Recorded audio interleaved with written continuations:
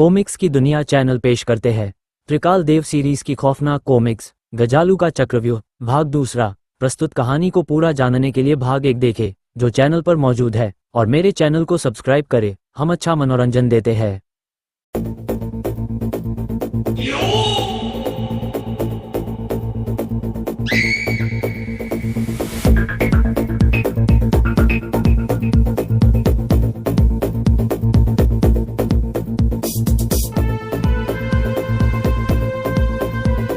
और किसी के कुछ समझने से पहले वहां मौत बरसने लगी। किरनिया छह हत्था और जुलाकू के रूप में, जहां किरनिया की किरणें तबाही मचा रही थी, वहीं छह हत्था के हाथ कहर बनकर बरस रहे थे। छह हत्था से बचकर भागना इतना आसान नहीं है, और जुलाकू तो प्रलय ही बन गया था।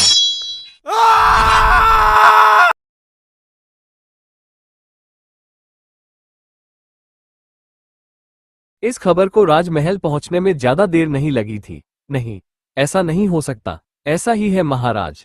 जाने कहां से आए हैं वो भयंकर शैतान और तबाही मचा रहे हैं राज्य में। क्रोध से अपनी तलवार बाहर खींच ली कौशल नरेश ने। अगर ऐसा है तो हम स्वयं संहार करेंगे उन शैतानों का। आओ हमारे साथ। कुछ ही पलों बाद कौशल नरेश की दहाड़ से चौंक उठे तबाही मचाते तीनों शैतान। ठहर जाओ शैतानों, एक तुच्छ मानव रोकने आया है हमें। ये तो ऐसा जलेगा मेरी किरणों से कि राख भी नहीं मिलेगी इसकी। तुरंत ही किया किरनिया ने अपना वार, जिसे बेहद तेजी से उछलकर बचाया कौशल नरेश ने। लेकिन अभी उठ भी न सके थे कौशल नरेश की। आ पहुंचा छह हत्था। किरनिया से तो बच गया, लेकिन मेरे वार से कैसे बचेगा? ओह! लेकिन कौशल नरेश ने अभी हिम्मत नहीं हारी थी। कौशल नरेश के इस वार ने भड़का दिया छह हत्था के क्रोध को। छह हत्था पर वार करके अपनी मौत को बहुत जल्द बुला लिया है कीड़े, भयंकर खड़ग में परिवर्तित होकर। कौशल नरेश का खून पीने के लिए आगे बढ़ रही थी छह हत्था की वह भुजा, लेकिन बीच में ही टकरा कर रह गई एक अस्त्र से, और वह अस्त्र था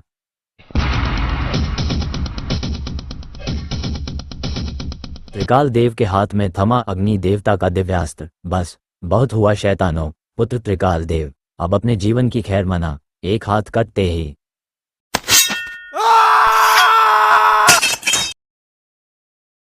छह हत्था के बाकी बचे हाथों में आने लगा आश्चर्यजनक परिवर्तन। मेरे हाथ रूपी घातक अस्त्रों से अब नहीं बचेगा तू।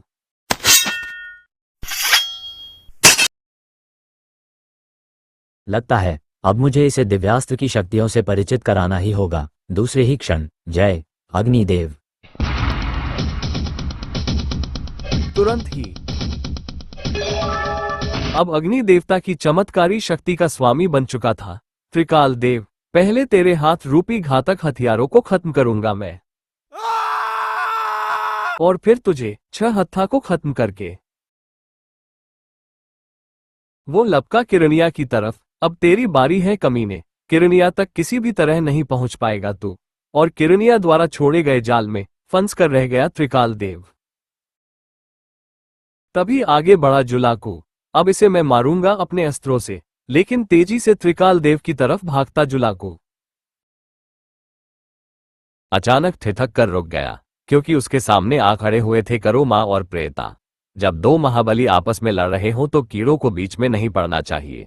तुझे लड़ने का ही शौक है न, तो ले, तेरे शौक को मैं पूरा किए देता हूं। नीचे गिरने के साथ ही बेहद तेजी से उठकर करोमा पर झपटा जुलाकू। ओह! और दबोच लिया उसे। अब मेरा कुल्हाड़ा तेरी गर्दन घर से जुदा करेगा। भैया उफ! जुलाकू से कैसे बचाऊं करोमा को? कौशल नरेश की तलवार काम आ सकती है। वो तेजी से कौशल नरेश के हाथ में थमी तलवार पर झपटा, और अगर निशाना अचूक बैठा तो इसकी सांसें सदा के लिए बंद हो जाएंगी। निशाना एकदम अचूक था। तलवार मुंह से घुसकर पीछे से बाहर निकल गई थी, और जुलाकू बिना चीखे ही परलोक सिधार गया था। ऑफ। इधर त्रिकाल देव ने किरनिया के जाल को ध्वस्त कर डाला था। ओह माय डॉग, मेरे जाल को तोड़ डाला तूने। इन किरणों के जाल की कोई अहमियत नहीं है मेरे आगे, लेकिन फिर भी आगे नहीं बढ़ने दूंगा मैं तुझे, तेरी यह किरणों की दीवार भी त्रिकाल देव के आगे कुछ नहीं है। अब इस दीवार की भांति ही तेरे शरीर को चीरेगा त्रिकाल देव, नहीं। और इससे पहले कि किरनिया कुछ कर पाता, त्रिकाल देव के एक ही वार ने उसके शरीर को 2 हिस्सों में चीर डाला था। किरनिया को मारकर त्रिकाल देव अपने पिता की ओर पलटा।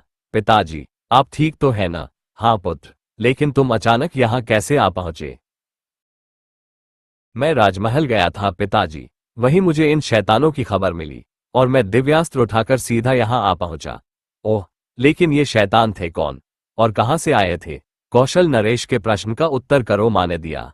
गजालू के सेवक थे ये। गजालू? कौन गजालू? जवाब में करो मां ने सारी बात कौशल नरेश को बता दी। ओह, इतना दुष्ट और निर्दयी, ऐसे दुष्ट को जीने का कोई अधिकार नहीं है, समाप्त कर देना चाहिए उसे। वही करने जा रहा हूं मैं पिताजी, बस आपके आशीर्वाद की आवश्यकता है मुझे। मानवता की भलाई के लिए हमारा आशीर्वाद सदा तुम्हारे साथ है पुत्र। जाओ और नाश करके लौटो गजालू का। जो आज्ञा पिताजी। जाने से पहले गजालू की शक्तियों से रक्षा के लिए राज्य को सुरक्षित करना है मुझे। आप लोग ठहरिए, मैं अभी आता हूं। कुछ ही पलों बाद मैंने राज्य के चारों तरफ दिव्यास्त्र की पवित्र शक्तियों की दीवार खड़ी कर दी है। अब कोई भी दुष्ट शक्ति राज्य में प्रवेश नहीं कर सकेगी।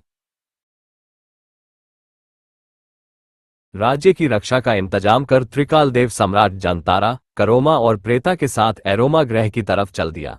उधर एरोमा ग्रह पर त्रिकाल देव को लेकर मेरी तरफ बढ़ रहा है सम्राट जंतारा, लेकिन मुझ तक पहुंचने से पहले ही मृत्यु के आगोश में पहुंच जाएंगे वे। मुझ तक आने वाले हर रास्ते पर मैंने अपना चक्रव्यूह फैलाया हुआ है। गजालू के चक्रव्यूह को वो कदापि पार नहीं कर पाएंगे, और गजालू का सोचना सही था। उफ, सूर्य शक्ति का वार किया है दुष्ट गजालू ने। अब हम नहीं बच सकते। इस गोले की प्रचंड अग्नि हमारी हड्डियों तक को गला देगी। मौत सचमुच त्रिकाल देव की ओर बढ़ रही थी। सूर्य सा व सूर्य के समान शक्तियों वाला एक गोला उनकी ओर बढ़ रहा था। मौत के इस रूप को देख सभी सिहर उठे थे। आप सब पीछे हट जाए, मैं देखता हूं इसे। ऐसे समय में आगे बढ़ा त्रिकाल देव और आ खड़ा हुआ गजालू के चक्रव्यूह की सूर्य शक्ति के सामने। हे अग्निदेव, सहायता करना। अगले पल सूर्य शक्ति को अपने दिव्यास्त्र पर रोक लिया त्रिकाल देव ने। पूरा वातावरण दहक उठा दिव्यास्त्र और सूर्य शक्ति के टकराव से छूटी चिंगारियों से। उफ, कहीं दिव्यास्त्र मेरे हाथ से न छूट जाए। और फिर सब शांत हो गया। मुंह बाए खड़े देख रहे थे तीनों इस आश्चर्यजनक दृश्य को। अद्भुत, सूर्य शक्ति को सौंप लिया दिव्यास्त्र ने। अद्भुत, अविश्वसनीय। हम तो भूल ही गए थे, स्वयं अग्नि देवता की शक्ति का प्रारूप हमारे साथ है। अब गजालू किसी भी हाल में नहीं बच सकता। तभी चीख पड़ी करोमा। बचो, प्रेत उल्काएं। उफ, यह क्या चमत्कार है। ये प्रेत उल्काएं हैं त्रिकाल देव। गजालू का दूसरा प्रहार, मुकाबला करो इनका।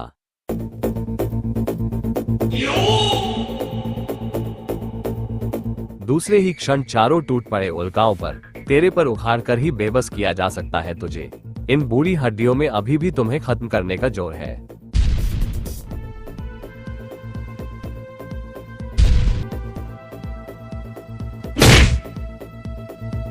दिव्यास्त्र के सामने ठहरना तुम्हारे बस की बात नहीं, क्योंकि अभी तो मैंने स्टार्ट किया है। बेशक स्त्री सही, मगर किसी फौलाद से कम नहीं हूँ मैं। छोटी बच्ची नहीं हूँ मैं।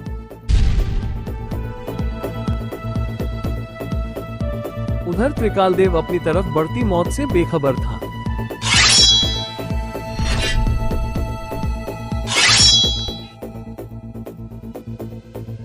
लेकिन सम्राट जंतारा की नजर पड़ गई थी उस पर। उफ, अगर वो उल्का त्रिकाल देव से टकरा गई तो उसकी मृत्यु निश्चित है।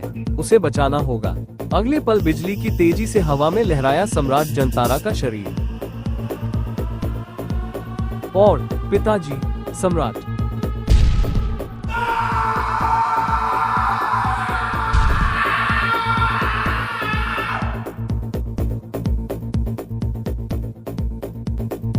यह आपने क्या किया सम्राट?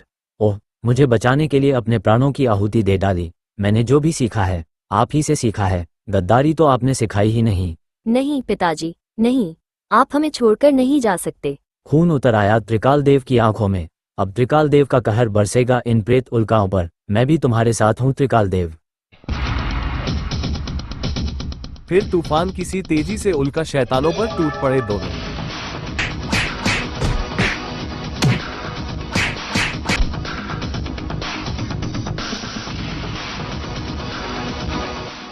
ज्यादा देर नहीं लगी उन्हें प्रेत उल्काओं को खत्म करने में। तत्पश्चात जो होना था वह हो गया बहन। अब आंसू बहाने से कोई लाभ नहीं है। प्रेता ठीक कह रहा है करोमा। सम्राट का बलिदान व्यर्थ नहीं जाना चाहिए और हमें अपने पद से नहीं भटकना चाहिए। पिताजी का बलिदान व्यर्थ नहीं जाएगा। मैं पिताजी की मौत का बदला गजालू की मौत से लूंगी। जब तक गजालू की लाश को अपने पैरों तले नहीं रौंद डालूंगी, चैन नहीं आएगा मुझे। तुम्हारी प्रतिज्ञा को हम पूरा करेंगे करोमा। हाँ बहन, गजालू को हमारे हाथों अब कोई नहीं बचा सकता।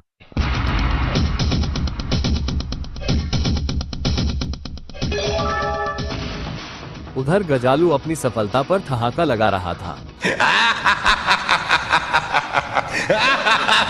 एक तो गया। अब जैसे जैसे ये तीनों आगे बढ़ेंगे, गजालू के चक्रव्यूह में छुपी मौत एक एक को अपने आगोश में जकड़ती रहेगी। गजालू का कहना ठीक था। मौत का एक और भयानक रूप करोमा, प्रेता और त्रिकाल देव के सामने खड़ा था। बर्फीला हूँ मैं। लोगों को अपनी शक्तियों से बर्फ में बदलकर उन्हें नष्ट कर देना शौक है मेरा। ओह, नाश तो मैं तेरा करूंगी दुष्ट।